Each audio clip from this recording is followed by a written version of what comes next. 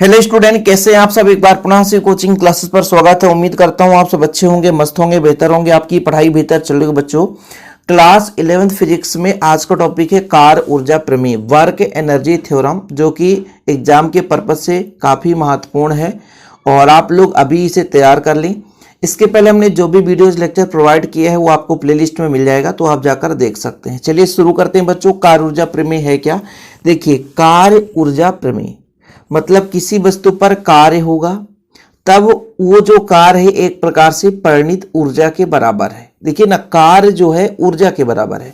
वैसे ऊर्जा किसे कहते हैं? कार्य करने की क्षमता को। जैसे हम बोलते हैं कि भाई किसी वस्तु पर बल लगाते हैं तो उसके स्थिति में परिवर्तन हुआ, मतलब वो गति करा, तो कहीं ना कहीं उस पर कार्य हुआ तो उसके ऊर्जा के परिवर्तन के बराबर ही होगा। यही कार्य ऊर्जा प्रमेय है। थोड़ा समझने की कोशिश करेंगे। किसी वस्तु पर लगाए गए बल द्वारा किया गया कार्य उस वस्तु के गतिज ऊर्जा में परिवर्तन के बराबर होगा, क्योंकि ये चीज तो आपको पता है कि ऊर्जा है क्या? कार्य करने की क्षमता। अब किसी वस्तु पर कार्य किया जाएगा उसकी स्थिति में परिवर्तन होगा। जैसे मैं मान के चलता हूं एक वस्तु है जो यहाँ की प्रारंभिक वेग u से गतिमान है। मान के चलता हूं पहले ये जो वस्तु है वो यहाँ पर है बच्चों। यहाँ पे मैं एक वस्तु बनाता हूँ, एक वस्तु यहाँ पर है, ठीक है, और इसका प्रारंभिक वेग आपका u है। क्या है? u है। अब ये जो है आपका गति कर रहा, लेकिन जैसे इस पर बल लगाया जाता है, जैसे इस पर बल लगाएंगे बच्चों, बल लगाएंगे तो इसकी स्थिति जो है बदल जाएगी। मान लीजिए वस्तु यहाँ पर आ गया, और जब वस्तु यहाँ पर आएगा तब इसका कहीं ना कहीं वेग भी बदल सकता है। तो वेग हो गया v, ठीक है, वेग क्या हो गया? v। अब इन दोनों के बीच जो विस्थापन हुआ वो विस्थापन s हो गया, और जैसे ही वेग में परिवर्तन होता है बच्चों तो कहीं ना कहीं त्वरण उत्पन्न हो जाता है। क्या होगा? त्वरण। वो त्वरण जो है वेग में परिवर्तन की दर को हम कहते हैं त्वरण। अब ये तो सबको पता है कि यदि ये वस्तु यहाँ पे गति कर रहा था, यदि वस्तु प्रारंभ में गति कर रहा था तो यहाँ पे कुछ ना कुछ ऊर्जा रही होगी, वो गतिज ऊर्जा, जो कि गतिज ऊर्जा होता बच्चों 1/2 mv², लेकिन वेग यहाँ पर u है तो ये हो जाएगा। फिर जब इस पर बल लगाया गया तो उसके वेग में परिवर्तन हुआ, तो यहाँ पर जो गतिज ऊर्जा होगी वो 1/2 mv²। अब कार्य ऊर्जा प्रमेय ये कहता है कि जैसे इस पर हमने बल लगाया तो कार्य किया गया, और ये कार्य इन ऊर्जाओं के अंतर के बराबर है कि पहले कितना ऊर्जा था फिर कितना ऊर्जा हो गया, उन दोनों का डिफरेंस। भाई ऊर्जा ही तो कार्य का परिणत रूप है। जब तक ऊर्जा नहीं लगेगा उस पर कार्य कैसे होगा? तो कहीं ना कहीं प्रारंभिक ऊर्जा इतनी थी और लास्ट में ऊर्जा इतनी थी, इन दोनों का डिफरेंस जो है वो कार्य के बराबर होता है। इसको हमको प्रूव करना है। अपने थ्योरम में यही आपको प्रूव करना है कि अचर बल द्वारा किया गया कार्य जो है वो वस्तु के गतिज ऊर्जा में परिवर्तन के बराबर है। यानी इस बल द्वारा जो भी कार्य किया जाता है इसके गतिज ऊर्जा में परिवर्तन के बराबर है। हम यहाँ पर मान सकते हैं बच्चों कि एक हमारे पास वस्तु है जिसका द्रव्यमान स्मॉल m है, ठीक है, प्रारंभिक वेग u से आपका गतिमान है। जैसे ही इस पर f बल का अचर बल लगाया जाता है या f परिमाण का अचर बल लगाया जाता है तो उसमें जो त्वरण उत्पन्न होता है स्मॉल a, और जो दूरी तय करता बच्चों वो आपका s हो जाता है, और उसका वेग कितना हो जाता है v। अंतिम वेग भी कुछ ना कुछ होगा, वो आपका हो गया अंतिम वेग v। यहाँ तक क्लियर है? यहाँ तक कोई दिक्कत तो नहीं है? प्रारंभिक वेग, अंतिम वेग, सारी चीजें बच्चों कि जब हम किसी वस्तु पर बल लगाते हैं तो उसके वेग में परिवर्तन हो जाता है, विस्थापन भी भाई साहब होगा, उस पर त्वरण भी उत्पन्न होगा। यहाँ तक क्लियर है? और आप लोगों ने पढ़ा होगा न्यूटन की गति के द्वितीय नियम से। हमको प्रूव करना बच्चों, क्या प्रूव करना है? जो कार्य है वो गतिज ऊर्जा के डिफरेंस के बराबर है, ठीक है।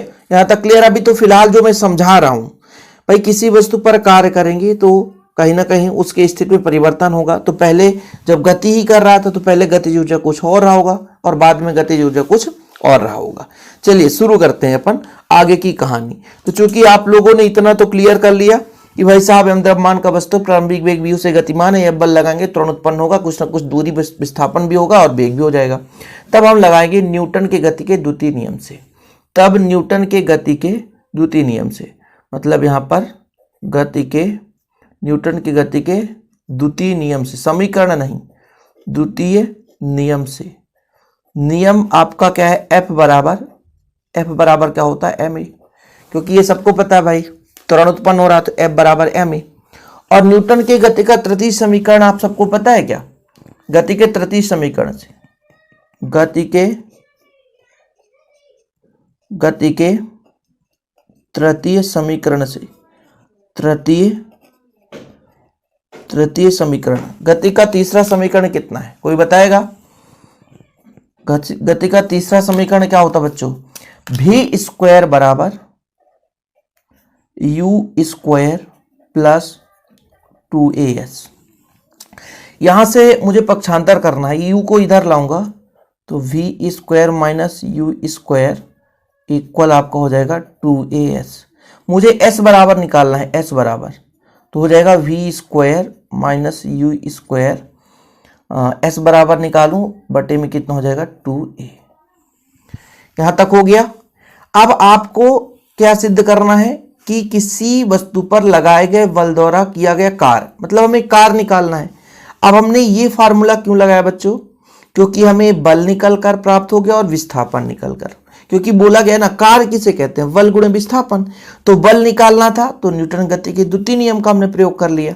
जो जो वैल्यू दे के रखा है उसके आधार पर फार्मूला सेट हो रहा है, क्योंकि यम द्रव्यमान का एक वस्तु है, बल लगाने पर त्वरण उत्पन्न हो रहा है, उसका प्रारंभिक वेग v है, प्रारंभिक वेग u है, कुछ समय पश्चात उसका वेग भी हो जाता है।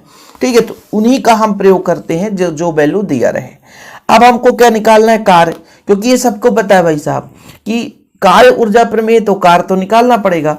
अतः बल द्वारा किया गया कार्य, अतः आप लोग लिखेंगे अतः बल द्वारा किया गया कार्य,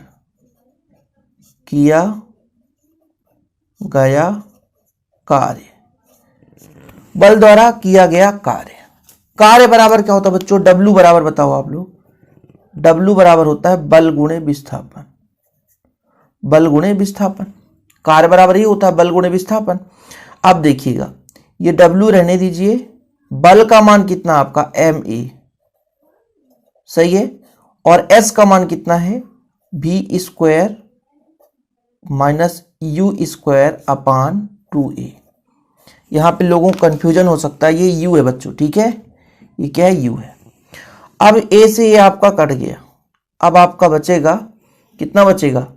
ये देखिए, ये W बराबर ये कार्य है, ये आपका हो जाएगा 1/2 सब में है तो 1/2 m, ये v का स्क्वायर है बच्चों, और इस पे हो जाएगा 1/2 m u का स्क्वायर।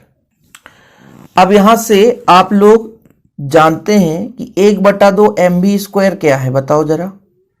वस्तु की अंतिम गतिज ऊर्जा है, वस्तु की अंतिम गतिज ऊर्जा है, सही है, अंतिम गतिज ऊर्जा है।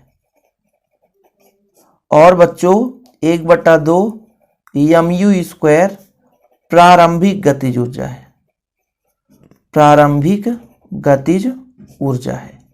मतलब अंतिम में से प्रारंभिक घटाएंगे तो कहीं ना कहीं गतिज ऊर्जा में परिवर्तन हो जाता है, इसलिए W बराबर आपका गतिज ऊर्जा में परिवर्तन डेल के। ठीक है, अर्थात अचर बल द्वारा किया गया कार्य, अचर बल द्वारा किया गया कार्य मतलब W, ये किसके बराबर बच्चों? गतिज ऊर्जा, यानी वस्तु की डेल के मतलब वस्तु की गतिज ऊर्जा में परिवर्तन। यही हमको प्रूव करना था, यही हमारा कार्य ऊर्जा प्रमेय है। उम्मीद करता हूं बच्चों आप लोगों को क्लियर हो गया होगा। वीडियो पसंद आए तो लाइक करके शेयर कर दें, और ऐसे वीडियो पाने के लिए चैनल को सब्सक्राइब कर लें। डिस्क्रिप्शन पे ऐप का लिंक मिल जाएगा, शिव कोचिंग क्लासेस में आप है ना ज्वाइन करके नोट्स ले सकते हैं। बच्चों यदि आपका हैंड रिटेन नोट्स व्हाट्सएप पे लेना है तो कॉन्टैक्ट नंबर है 9685299149, 9685292949। इस नंबर पर आप नोट्स बाय कर सकते हैं।